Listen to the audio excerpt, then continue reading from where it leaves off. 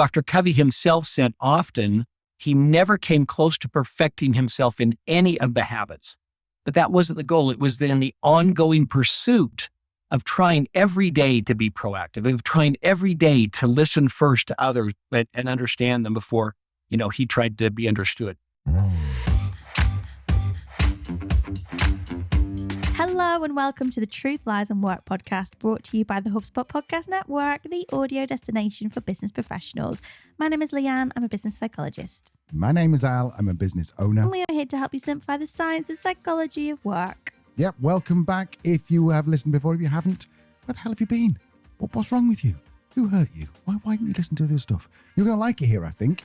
Unless you're into cow tipping or Formula One. We don't really cover those subjects, but anything to do with work or workplace culture, you're in the right place. Don't worry, we'll look after you. You are, and welcome to Thursday's episode. You might not be listening to this on a Thursday, and that's okay. But why is it important to know that this is our Thursday episode? Well, Thursdays is where we bring you interviews with the very best experts in leadership, business, workplace culture, everything work-related. Whereas on Tuesdays, we do something a bit different.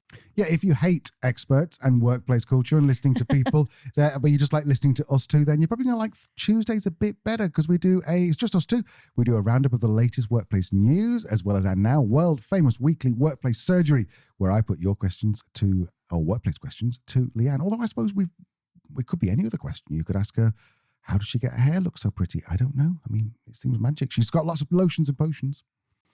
Moving back on, what have we got today, Lee? Well, I was going to say talking of experts, but I'm not sure we were. But today we have an expert for you. Who have we got, Al? I am legitimately quite excited because I remember back when I first started working for myself, I fell down this rabbit hole of books. And each book seemed to recommend 3 other books to read. But one book that almost every single author recommended was The 7 Habits of Highly Effective People by Dr. Stephen Covey. Just recently, by the way, after talking to our guest, did realize I've been calling him Covey, and it's Covey. So Dr. Stephen Covey. It's the kind of book that just makes sense to anyone who's trying to become a better person. Just in case you've not come across it, then we will be going into it a bit more depth in the content in a moment. But today we feature a guy who has worked very closely with Dr. Covey for 17 years.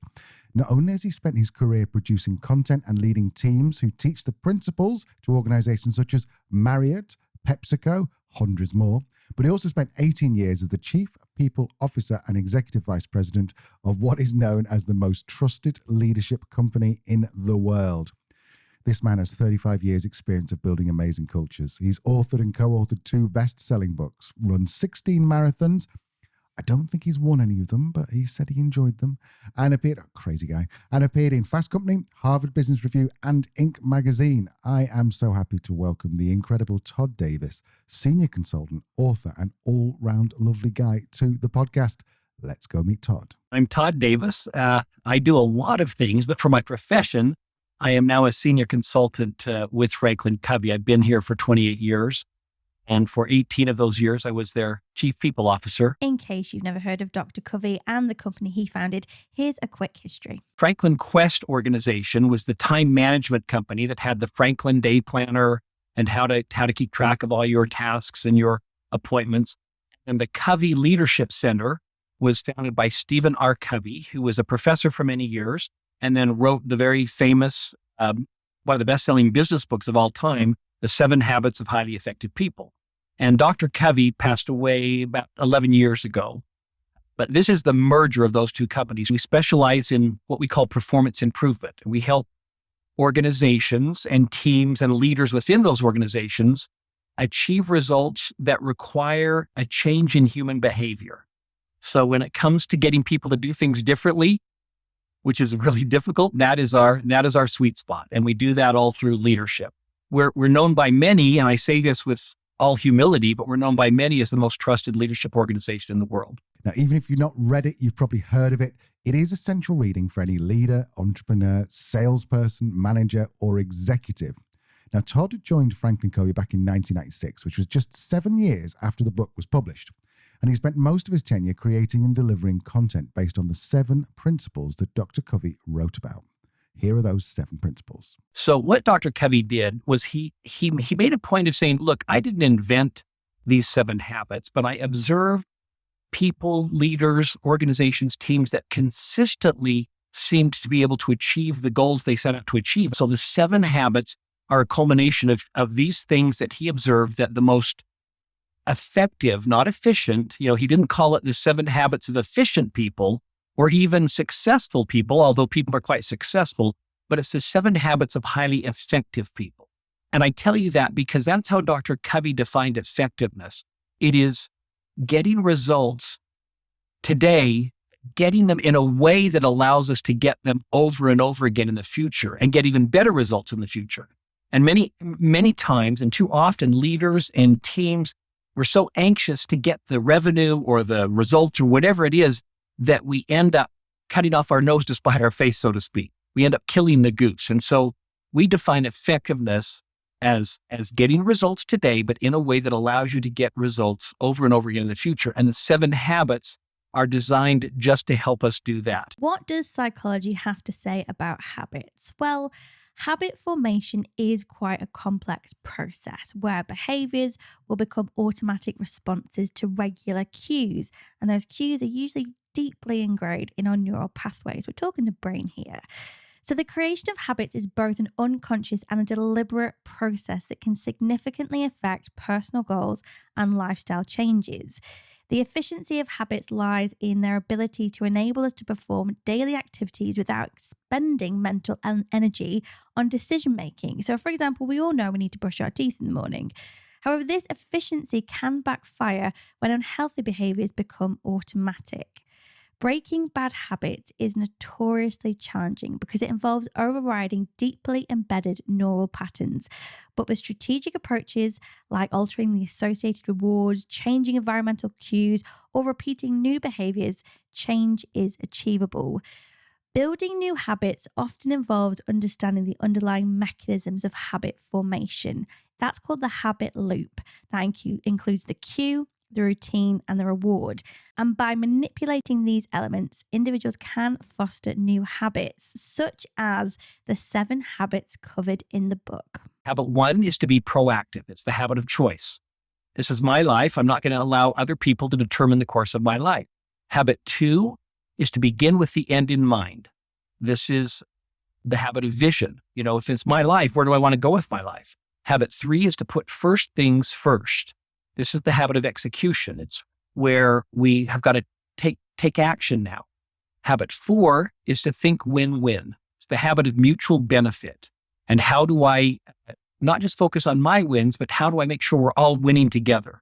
Habit 5, seek first to understand, then to be understood. This is the habit of empathic communication. And then habit 6 is to synergize. This is the habit of creative cooperation or collaboration. And then habit 7, which surrounds in the model that we have, it surrounds these other 6 habits, is the habit of sharpen the saw. And this is the habit of renewal. It's putting gas in the engine to do everything that we want to do. This book is over 30 years old. Business moves fast. So I really wanted to know if it was still as relevant today as it was back in 1989. And we're asked that all the time. Dr. Covey was asked that all the time. Is it still as relevant today as it was, 30 plus years ago, almost 40 years ago when he first wrote about them? And the answer is yes, because these habits are based on principles of effectiveness. And principles don't change. Certainly their application changes. How we use these habits change. But just like the law of gravity was as true a million years ago as it will be a million years from now, but the principle doesn't change. Not to mention, it's one of the best-selling books of all time. New York Times and Wall Street Journal, they all have their rules for how long a book can be on their bestsellers list because they have to make room for others. But 7 Habits, interestingly enough, continues to sell at the volume necessary to be on a best booksellers list. But they move it off only because they don't make room for others. But it continues to warrant being on many bestseller lists today, all these years later. I'm fascinated by any kind of piece of content that has numbers in it. And I'm not alone. If you look at any of the articles that do well in search or on social, they usually follow the format of X ways to do Y or X mistakes I made. But I do wonder if these are a little bit restrictive. Can the entire idea of effectiveness be condensed into just 7 habits? Did Dr. Covey leave anything out? Dr. Covey, before his passing, he actually wrote The 8th Habit. So there is a book, a best-selling book called The 8th Habit, and it's called Find Your Voice. The subtitle is Find Your Voice and Help Others Find Theirs. And it's an amazing book that really puts the 7 habits to practice. So the premise, and this is my interpretation of it, is through living the 7 habits, and it's an ongoing journey, we discover what we're really most effective at and how we can make a difference in the world. And now it's upon us to help others do the same. And so, again, the book is called The 8th Habit, Find Your Voice and Help Others Find Theirs. I know personally I changed a lot of what I did based on reading the book. And also, once you see the original 7 habits, it's difficult to not notice most business books repeating those 7 habits somewhere in the pages. But they are seminal for a reason. They do result in some pretty remarkable transformations. So I can tell you about that from a firsthand experience, because I can tell you about my transformation. I mean, and it's an ongoing journey, but I think about who I was 28 years ago when I first joined the Covey Leadership Center and now.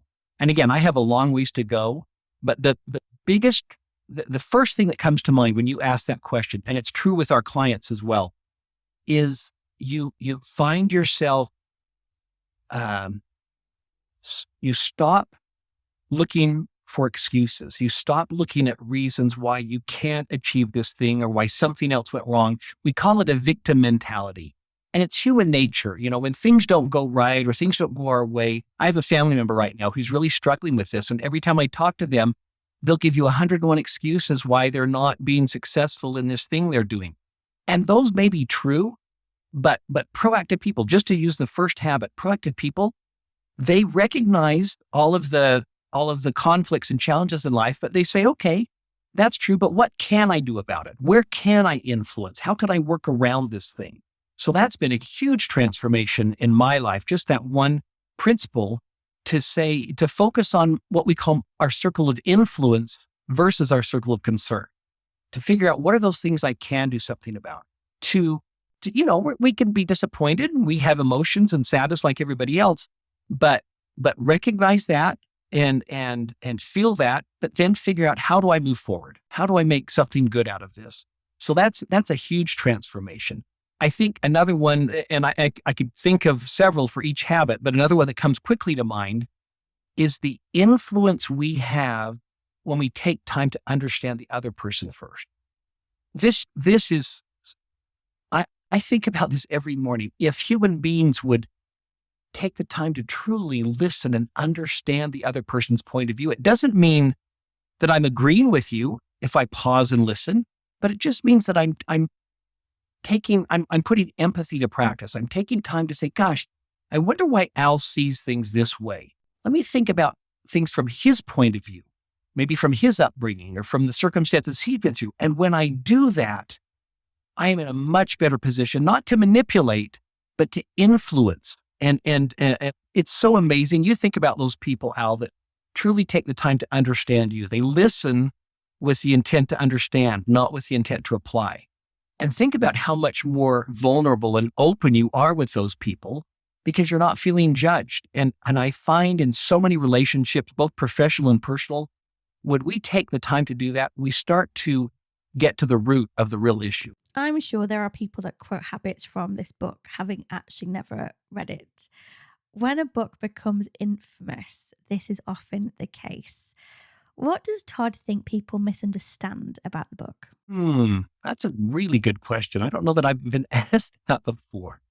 I think one misunderstanding, and I think I even fell into this, is that, okay, I read the 7 habits, I understand them, I'm going to implement them, and I implement them, and now I'm set. I don't need to do anything anymore. I'm ready to go. I'm going to be effective for the rest of my life. And so I think a common misperception is that it's something you do and check off the list, and it's just the opposite. Dr. Covey himself said often he never came close to perfecting himself in any of the habits, but that wasn't the goal. It was then the ongoing pursuit of trying every day to be proactive, of trying every day to listen first to others and understand them before, he tried to be understood. It was trying every day to collaborate, to synergize with other people. So it's in this ongoing journey. And it's so true. I think about the people I work with now, both my associates and clients.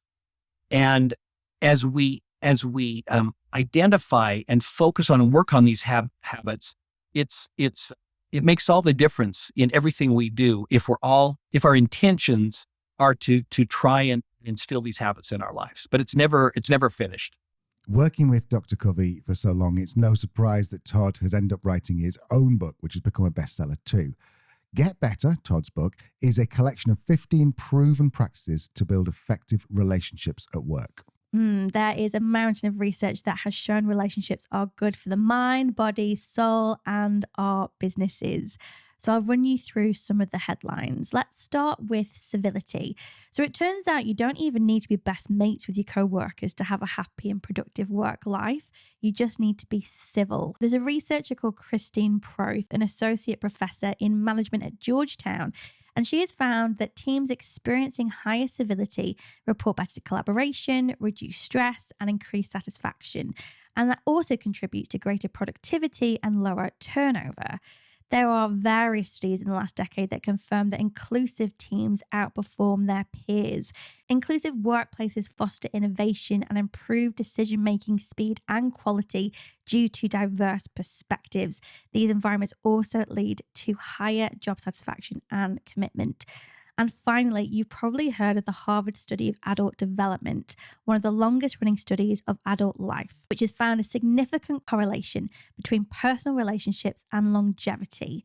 According to Dr. Robert Waldinger, the director of the study, close relationships and social connections are more predictive of long and happy lives than social class, IQ, or even genes. The research highlights that people who are more socially connected to family, friends, or in their community, in their work, are happier, healthier, and live longer. So yes, building good relationships at work won't just improve our happiness and performance, they may actually extend our lives. Clearly, Todd fully understood all this, and that's why he's published the book. One of our main publishers, Simon & Schuster, who published the 7 Habits of Highly Effective People, together with us, they had this idea that it would be kind of cool if the chief people officer of the people company wrote a book about how people get along. What role does relationship play in all of that? And so the book I wrote, Get Better, 15 Proven Practices to Build Effective Relationships at Work, is what my experience is and was as chief people officer, seeing these principles put into practice. And so it's, I started out, I think there were 29 practices originally, and I whittled it down to 15. 15 is still a lot. But I identified the 15 practices. They're principles that Dr. Covey had written about, but then I had seen people who are masters at their relationships use on a regular basis. They became part of who they are to be the most effective in every role in their life. And I put those in a book that people can read and evaluate. There's a little anecdotal story at the beginning of every chapter to get their minds around what I mean when I say wear glasses that work or carry your own weather or things of that nature. And it hit the Wall Street Journal bestseller list, not because anybody knows who Todd Davis is, but because relationships matter. You know, Jim Collins, a famous author over here, wrote many Good to Great and many other best-selling leadership books. Jim Collins talks about making sure you get the right people on the bus. When he's talking about putting teams and organizations together, you make sure you have the right people. And I agree with that 100%. And it's actually, I have found the nature of the relationships between those people that make all the difference in how effective we are going to be, how we're going to move the needle, so to speak. And so relationships, in my experience, are paramount. They're critical. And we need to spend time on those, not just because it makes it a nice place to work and it's nice to have good relationships, but because if we really understand one another, we can be so much more effective. We can move at lightning speed. Now, in the book, there were 3 of those 15 practices that jumped out at me. And the first was talk less, listen more. That is a recurring theme. It's something which Leanne and I are actually quite fanatical about. Yeah. And again, this book was written from the chief people officer's view on those people who used principles from the 7 Habits and some of our other content and became and are so masterful at their relationships. So Talk Less, Listen More is primarily based on habit 5, which is seek first to understand and then to be understood, that I was talking about earlier. But Talk Less, Listen More is all about taking time to understand people, what we just talked about. The most effective leaders are those that realize, hey, I don't have to make sure everybody hears my idea or knows that this idea came from me. And they do a lot more listening and therefore a lot more understanding, and then can make wiser decisions. We have our CFO of our company right now. His name is Steve, and he's an amazing CFO and he's an amazing human being. He, in our executive team meetings, which I was on for 18 years, he was the least talkative of the 12 people or 11 people that were on that executive team by a long shot. He spoke very little, but when he spoke, everybody was quiet and we all listened. And the man, he's a wonderful, like I said, wonderful human being, but he is so wise because he listens. It's not so important to him that he also gets his input in a particular topic. Now, he doesn't coast. He doesn't sit and not participate, but he is actively just listening. And so then when he does come up with a thought or something he wants to contribute, it is so spot on and so wise. And so he was a person I was thinking of when I wrote that practice of talk less and listen more. And you will add so much more value to every conversation. Most of us, we're all human beings, and I have certainly fallen in this category. We want to matter. We want to be relevant. We want people to know that we're smart. And so often, and again, I'm just going to be vulnerable here. I will be sitting in a meeting and somebody will say something and I'll think, oh, crap, she's so smart. I want the boss to know that I'm smart too. I got to think of something really smart to say instead of focusing on whatever the topic is. And if I'm going to contribute, make sure it's something that will really elevate the conversation and not just worried about saying something so people will know that I'm smart. So that's those are a few examples of talk less and listen more. Here are the other 2 that I really liked. Play your roles well is one of the 15. And we're not talking about roles that are played on a stage or in a performance, but they're talking about taking the time to identify what are my most important roles in my life, both personal and professional. And while we have many relationships, hopefully hundreds, thousands of relationships, the primary most important roles, for example, at this stage in my life, my roles right now are that of a coach, because I coach several leaders and others. I coach our clients. A colleague with my associates at work, a family member, a parent. I mean, that's part of family member, but that's an example. And you pick like 5 or 6 of your most important roles. And then in the book, we have an exercise where you evaluate. So if these are the most important roles in my life, what am I doing this week to make a difference in that role? And the reason I called that out as one of the practices that highly effective people do and people that are masters at their relationships is that I'm sure you could tell me the most important roles in your life right now, but just like anybody could. But in addition to just thinking about them or being aware of them, are we doing things so that we don't get to the end of the week or the month or the year and say, gosh, that's a really important relationship, but I haven't spent much time there, or I haven't, I keep pushing off. We're going to take our family on this trip, or we're going to do this fun thing. And all of a sudden it becomes a regret instead of a great memory. And so playing your roles well is all about identifying the most important roles in your life and making sure that on a regular, maybe not daily or weekly, but on a regular basis, you're making a difference in those roles by things that you do, time that you allocate to those various roles. Practice number 3, behave your way to credibility. Okay, behave your way to credibility. And if I ask you to think of the most credible person you know, and you've got somebody in mind, chances are the reasons you're thinking of them fall into one of 2 buckets, ideally both, and that is their character and their competence. And of course, we've got to have both, right? If I I might be the nicest guy you know, Al. I remember your birthday every year. I know all of your family members, your pets' names, whatever. I'm just this marvelous person that way. And you think the world of me. But if I offer to pack your parachute for your first skydiving lesson, you might not care how many birthdays I remember. You might want to know how much parachute packing experience I have, right? And alternatively, maybe if you learned that the person who did pack your parachute was a qualified parachute packer, she or he had tons of certifications, but maybe you learned that they had recently been acquitted from a manslaughter charge based on a technicality, you might not care how much parachute packing experience you have. If something about their character is off, it's in question. And so we focus on both our character and our competence, and you got to have both to be truly credible. And here's the catch. The reason I call it behave your way to credibility is that you and I don't get to decide when someone should see us as credible. We can tell people, hey, I'm credible, but it's up to them observing our behaviors and our track record and all of that.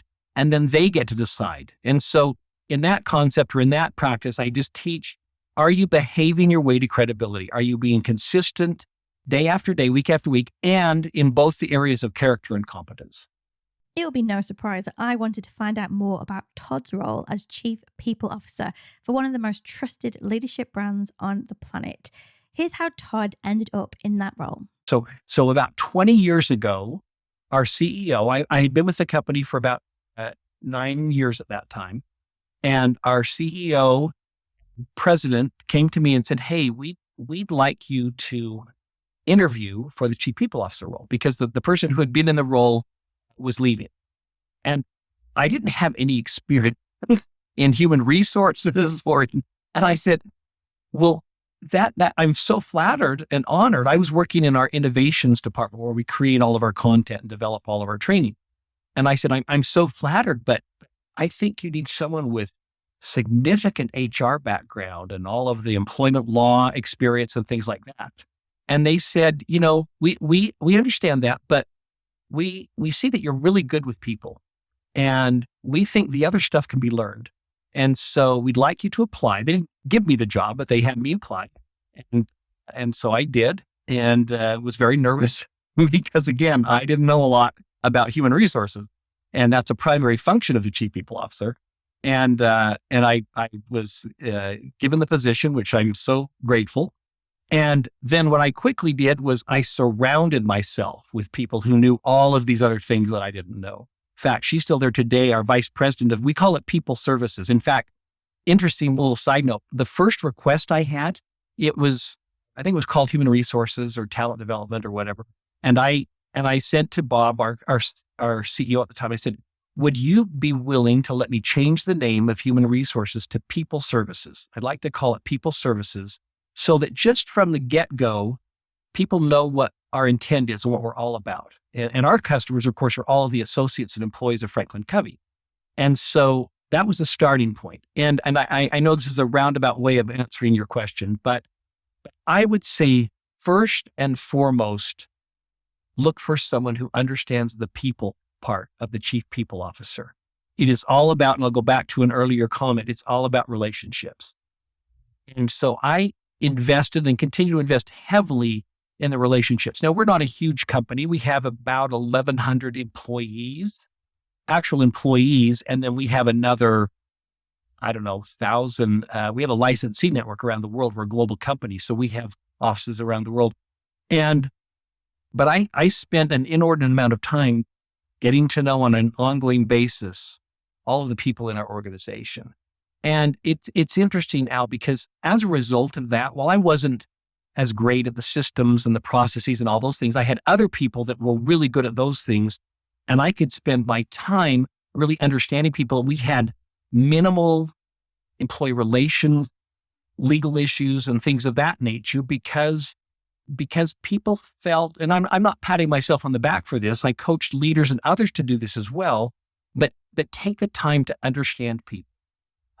So to answer your question, I would say that would be the first priority is put the people part first. The systems and all of that are very important, don't get me wrong, but maybe have other people focus on those. And you be known for being the quarterback, to use a football analogy here, to be the quarterback of the culture. It takes everyone to really shape the culture of an organization, but you need to be the instigator of that and the reminder of where we should be focused first. What are the attributes that we should be looking for when hiring leaders? Well, we've actually just concluded our own research here at Oblong in collaboration with one of our clients. Now that it has been finally reviewed and deemed scientifically sound by three independent psychologists, we will be sharing the results on the podcast alongside the leadership team of the sponsor of the research very, very soon. But here's a little teaser for you.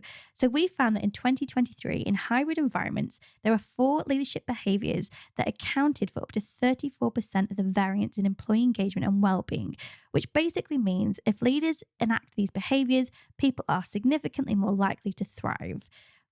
These were the 4 behaviors: enabling, trusting staff to be autonomous in their roles; honest, leaders are open, transparent, and build relationships on respect; accessible, willing to listen to others and modify decisions based on feedback; and health policy, leaders that invest in their own and others' well-being through organizational policy and behavior modeling, which I think really does speak to the importance of credibility that Todd highlighted earlier. We often focus on the competencies of managers and leaders, but behaviors are often the most important factor in making hiring and development decisions. It's that classic Maya Angelou quote: people will forget what you said, people will forget what you did, but people will never forget how you made them feel. I spent many years, and before I joined Covey, I was in the medical field recruiting. Again, I didn't have HR experience, but I didn't have recruitment experience. And in the company that I worked for, the recruitment function was separate from HR. And then I helped Franklin Covey do recruitment.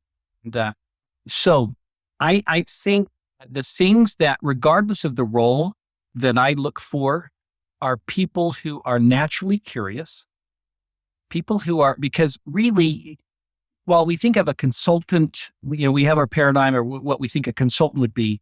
When you think about any role, whether it's a graphic designer or a project leader, their natural curiosity is what really makes them so skilled, because they're always learning. They're in this constant state of learning. They're curious about how things work a certain way, or why we do this or why we do that. So that is a number one thing that I look for. There's something else, and our director of recruitment that I hired actually, and we worked together for a long time.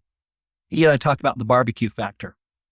Another thing that we look for is, even though you interview people around certain skill sets and do they know this and that, at the end of the day, we say, if they were your neighbor and you were putting on a neighborhood barbecue, is that somebody you'd be excited to come over and have a barbecue with?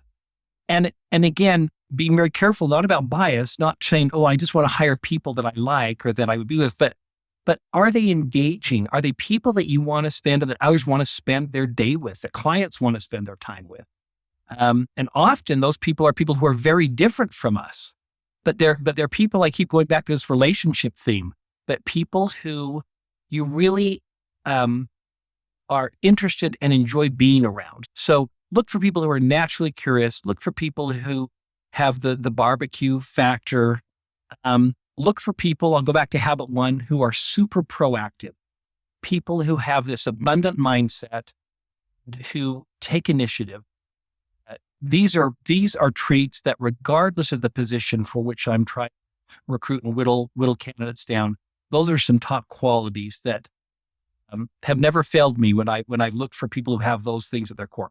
Look for people who are willing to share with you certainly what they do well, but also what they're not so good at. That self-awareness is so important.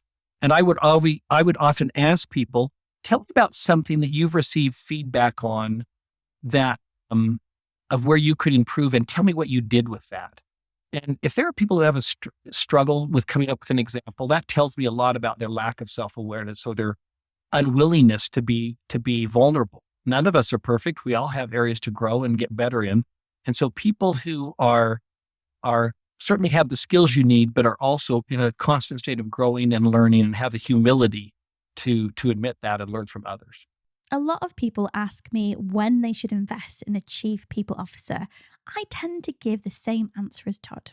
Well, that's a really great question. So for a smaller organization, I believe that someone in the leadership function needs to have a part of their role as the chief people officer. It may not be full time with an organization that size.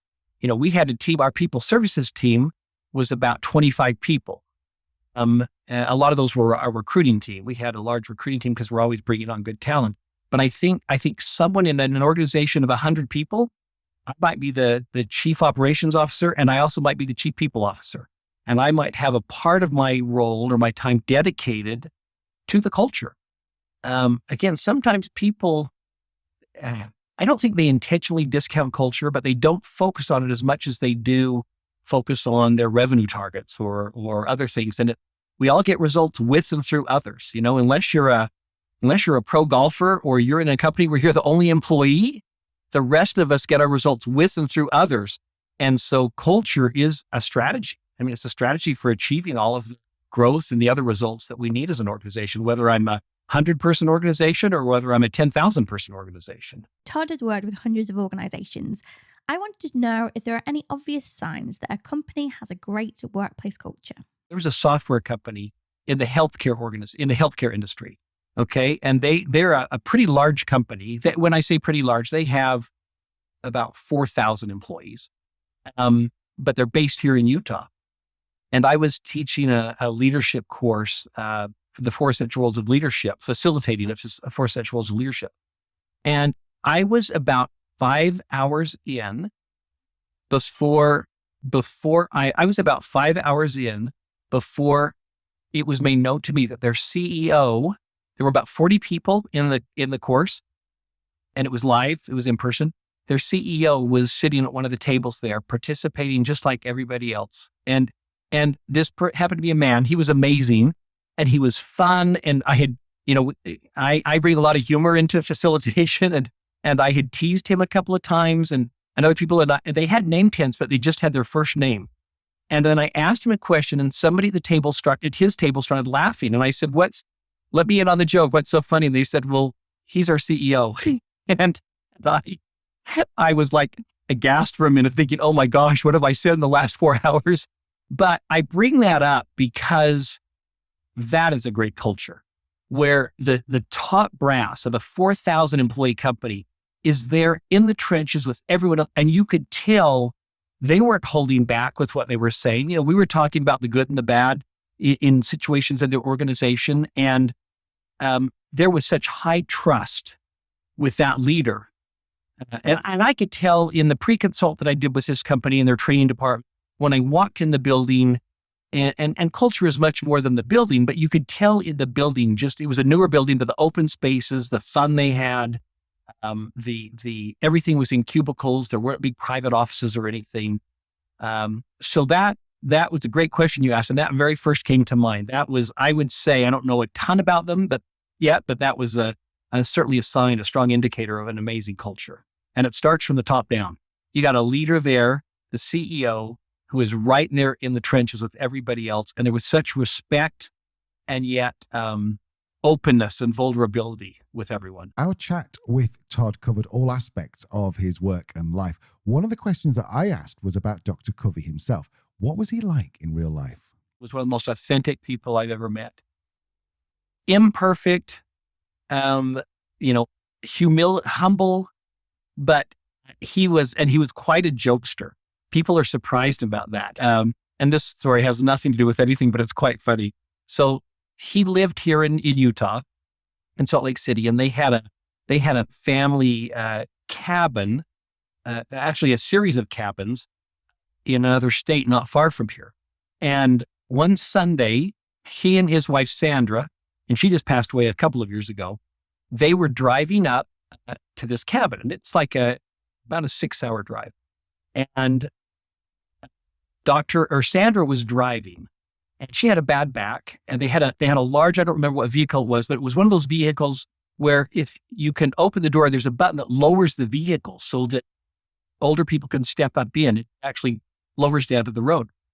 And he Sandra had been driving and she said to him, Stephen, my back is hurting. I'd like to lay down in the back. Would you mind driving? He said, fine. So she gets out of the car. He gets out of the car. He goes over to the driver's seat and she opened the door, which is supposed to trigger this lowering of the car so she could step in. And it didn't lower. So she closed the door to reset it, to try and open it again. Well, when she closed the door, he thought she was in the car. Now, these are older people. She had, this is all accurate. I'm not exaggerating this. She's in her nylon stocking and a skirt, but no shoes because she'd been driving without shoes on out on this road in not such great weather. And it's in a barren highway. I mean, there's nobody around and he drives off. Well, he's driving for about 15 minutes and he gets a phone call on his car phone and he answers the phone. He says, hello. And they said, Mr. Covey, Dr. Covey. And he said, yes. And he said, this is Highway Patrolman so-and-so.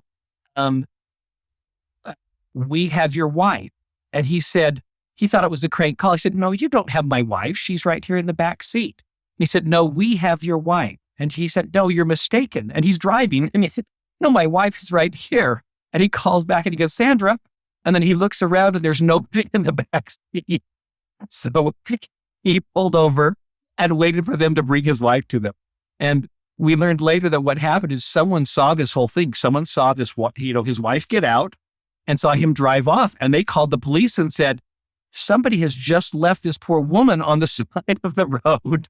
So that has nothing to do with leadership, but it's a really funny story that he eventually started telling. His wife never appreciated the humor of that story, but he did. As an author himself, I wanted to find out from Todd what other books are essential reading for ambitious leaders. Too many books come to mind. I'm a big fan of Seth Godin, and I was so honored. He endorsed my book, Get Better, and that was, I think, a huge part of his success. But he's written many books, but he wrote a book called Linchpin. And I think about that book often. It sounds like you've read it. And it's all about, are you the linchpin in your organization? It's not about job security and make sure that if you leave, the company falls apart. It just is focused on making sure that you're involved in those things that really matter most to the company. Are you the linchpin in your organization? I love a good book recommendation. A book I have really enjoyed recently is Tell Me My Story by Dimple Dabalia. It explores the narrative of service before self in the humanitarian sector, which basically is challenging the expectations we have of people in the human services like health or humanitarian organizations when it comes to emotional labor and vicarious trauma. That's experiencing trauma through the experiences of others. It's mixed in with some of Dimple's personal experiences, that of her family. It's such a good read. So good, in fact, that Dimple will be joining us on the show next Thursday. So that was the amazing Todd Davis. And a quick shout out to Nick Fontaine from Fin Partners, who set this all up for us. If you like this, then you'll probably love our other 90 plus episodes with interviews with experts. Every Thursday, as we said, we have a new episode with an expert interview. And every Tuesday, if you've forgotten, we do a slightly lighter episode we call This Week in Work, where we round up the latest work news culture and also host that surge we talk about. But before we go, I wanted to find out what made Todd so passionate about people. He's written 2 bestsellers. Number 1, Everyone Deserves a Great Manager. And number 2, Get Better, 15 Practices of Effective Relationships at Work. He's devoted his work life to creating amazing workplaces and employee experiences. So what's made him the way that he is? I remember as a young kid, right out of high school, I applied for a job at a bank, and I was excited, and I also had a lot of debts I needed to pay, or I needed to make some money. And I remember when they told me they would get back with me, they didn't. And a week later, they didn't. And I remember, and I was 16 or 17, I remember thinking, I would never make someone feel this way. And I was a young, naive kid, but I remember, it was a large bank. I'm sure they had a lot of candidates. They were interviewing for different things, and I was interviewing for a teller job. And I do remember thinking, I never thought I'd go into HR, but I remember thinking, if I were in charge, I would never make someone feel this way. I would make sure that they are aware. I would remember how this feels to be on the other end of waiting to hear back from someone. So that's just, I haven't thought about that for a long time, but you just caused me to think about that. But I think that most people want to be valued. They want to be a part of something that makes a difference. We don't like to admit it, but we all want to be recognized. We want to make a difference. We want to matter. It's not a bad ego thing. And so I think I have loved being in a position to help other leaders realize that, the importance of those things in relationships. And at the end of the day, I was this is a while ago, but I was driving somewhere and I was following a big truck that was pulling a trailer, that was pulling a boat. I mean, it seemed like they had like 20 toys, and they had a bumper sticker on the back of all this that said, "He who dies with the most toys wins." And I was laughing at that because this person clearly had a lot of toys they were towing down the street. And I laughed about that. And then I just thought to myself, gosh, I'd love to have every one of those things. And I think that he or she who dies with the most meaningful relationships really wins. I think at the end of the day, it's all about relationships. What a way to leave it. To find out more, go to getbetterbook.com or find Todd on LinkedIn, links in the show notes. So I guess we'll see you on Tuesday. Yeah, we better hand, or we're going to give you a call and find out where you are, because Tuesdays is the new Thursday. Is that right? No, they're both the same. Tuesdays and Thursdays are equally important. So just don't do anything on a Tuesday or Thursday because you're going to be listening to us. Yes. So we'll see you on Tuesday, unless you haven't left a review, in which case, no, you're not allowed to listen to Tuesdays. You're going to have to wait until you've written a review, and then we'll let you listen to Tuesdays. Bye for now. Bye.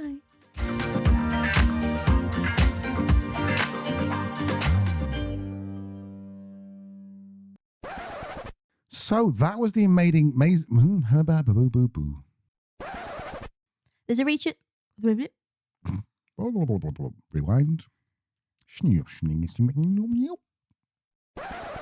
do it with a bit more enthusiasm. I got told off. If you listen back, I'm sure you're like, clearly, no one clearly understood this. Leanne's been practicing some Welsh, I think, haven't you? Yn hawn da I croeso I Truth, Lies and Work podcast.